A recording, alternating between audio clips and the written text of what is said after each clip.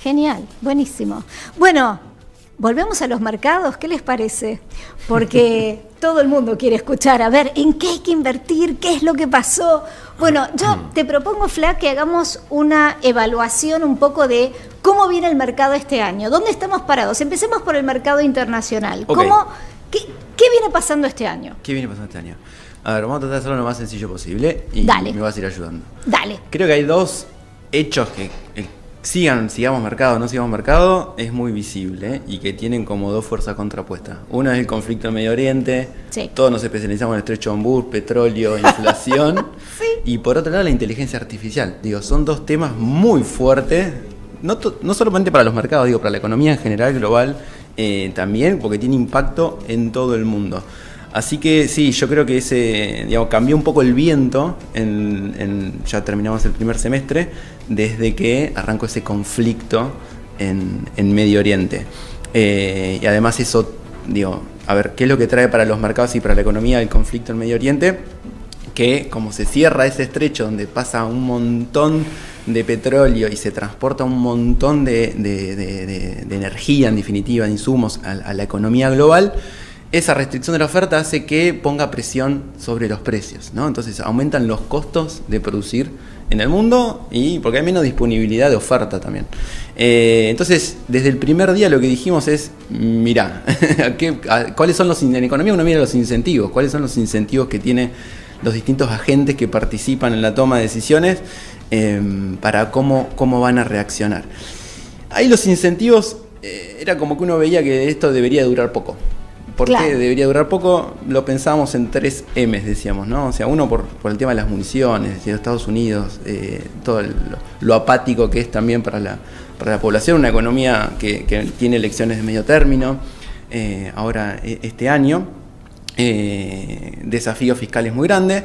Segundo, la M de los mercados, o sea, mercados en máximos. De hecho, creo que Trump en uno de sus discursos, creo que dijo que se animaba a incluso incursionar esto o impulsar el tema de atacar a Irán porque los mercados estaban fuertes y estaban en máximo. Pero eso cambia muy rápido si hay una caída muy fuerte, ese apoyo que tenés. Pensemos que mucho del consumidor americano, a diferencia acá en Argentina, sí tienen un mercado súper desarrollado, parte de su riqueza está ahí. Entonces, si los mercados caen fuerte, hay problemas por todos lados. Cruje. Sí. Y la otra era la M de las midterm, digamos, de las elecciones de medio término. Entonces uno parecería, esto debería de durar poco. La escalada del conflicto hacía que el precio del petróleo suba y uno se preguntaba justamente hasta dónde va a durar esto. Porque cuanto más largo perdura en el tiempo, más se extiende esa disrupción.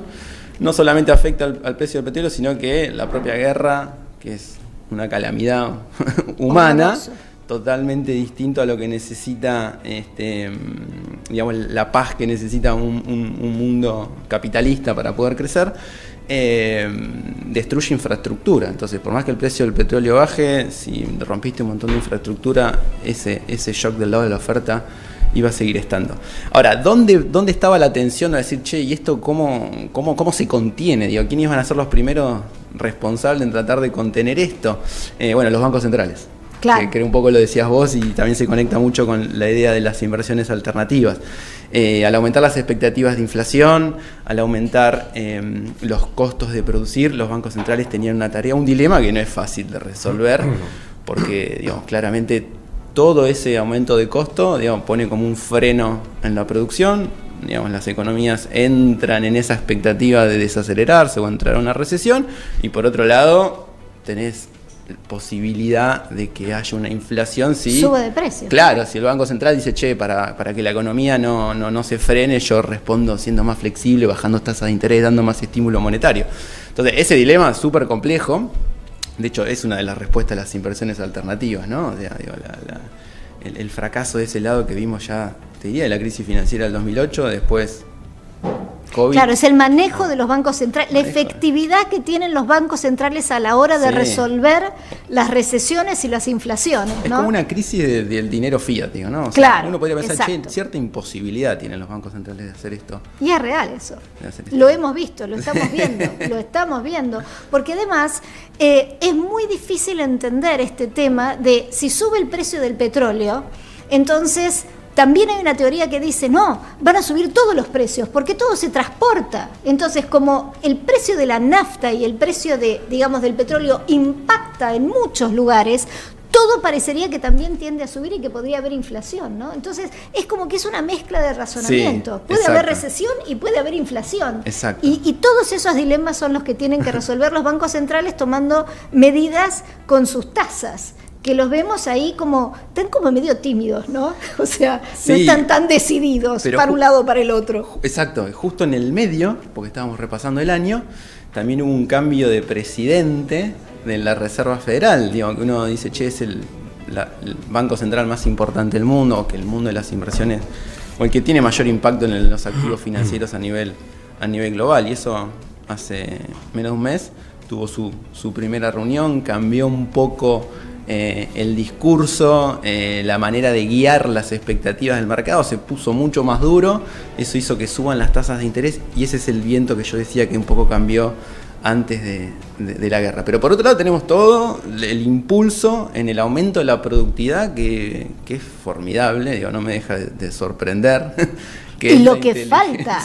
O sea, si recién arrancamos con la inteligencia artificial y ya estamos viendo resultados, no me quiero imaginar dentro de 3 años, claro, 2 años. O sea, se hace imposible a veces tratar de hacer estimaciones y proyecciones para nosotros y volcarlas en números o sintetizarlas en números, pero la verdad es que lo que estamos viendo es un impacto cierto, positivo, sí, ¿no? Quizá positivo. 2 años, quizá 3 meses, porque es impresionante cómo van saliendo herramientas permanentemente, ¿no? O sea, permanentemente se están informando sobre nuevas herramientas, nuevas aplicaciones.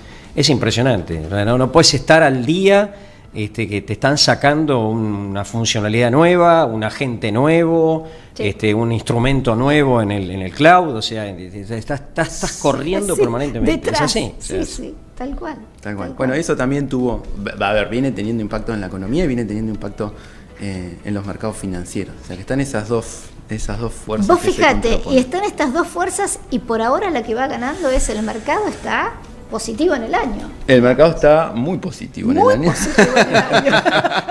Muy positivo en el año. Por eso, o sea, hubo un montón de amenazas, pero parece que el mercado no le hace caso y está convencido de que finalmente va a ganar el bien, va a ganar la productividad y el aumento de los rendimientos, porque si no, no tendríamos un mercado tan fuerte, ¿no? Sí, va ganando, es cierto lo que decís, obviamente. Un poco también lo que discutíamos antes, ¿no? Esas inversiones alternativas, esa como una especie de crisis del dinero fiat, como también uno se vuelca a invertir en las empresas. Contame un poquito esto de las inversiones alternativas. ¿Se aplica a portafolios de individuos? Porque yo lo que conté era sobre el endowment de Yale, sí, sobre un fondo que maneja un inversor institucional. Pero digo, a las personas, nosotros tenemos que hablar con nuestro asesor de inversiones de la posibilidad de inversiones alternativas. Sí, obvio. Obvio, bien, porque fue espectacular la intro que hiciste. O sea, sí, le recomendaría que vayan para atrás en el stream y lo escuchen de vuelta. Pero sí, ahí sí el menú, como bien contabas vos, es amplio, ¿no? Pero hay dentro de ese menú, algunas alternativas, de esas inversiones alternativas, que sí perdés liquidez. Y eso es importante. Ojo, porque la liquidez, tiene una parte buena y una parte mala. Claro. La parte mala o la parte buena de tener la liquidez es justamente lo que decías vos, te pasa algo, cambiaron tus necesidades, tus expectativas, lo que fuera, quiero deshacerme de este activo para hacerme de cash, la liquidez lo que te dice es lo puedo desprender a un precio razonable, ¿no?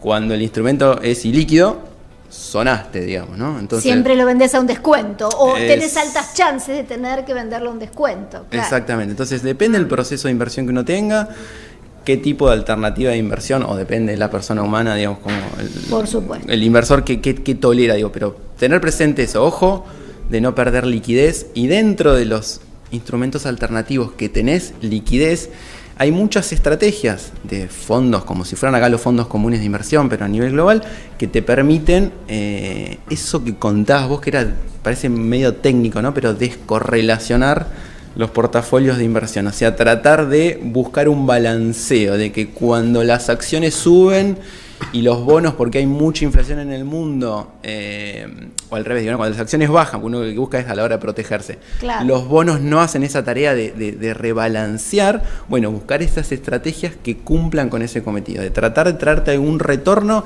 pero que no se mueva como se mueve en el mercado. La idea que trajiste vos del barquito, perfecto. Del barquito, sí. Exacto.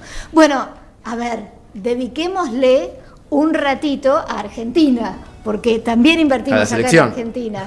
A la selección no. Eso ya el corazón lo tenemos lleno, así que no.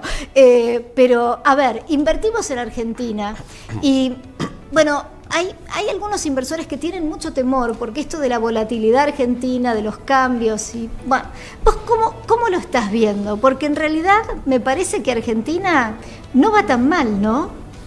A ver, yo te extendería la visión de Argentina, en vez de estos 6 meses te lo corro un trimestre para atrás y diría analicemos 9 meses de Argentina, porque creo que para ver lo que está pasando hoy en los mercados en la Argentina, en la economía argentina, no podemos obviar, digamos, todo lo que fue el proceso electoral del año pasado, donde fue el partido de Argentina hoy en términos económicos y en términos de mercado. Tal cual, muy buena analogía.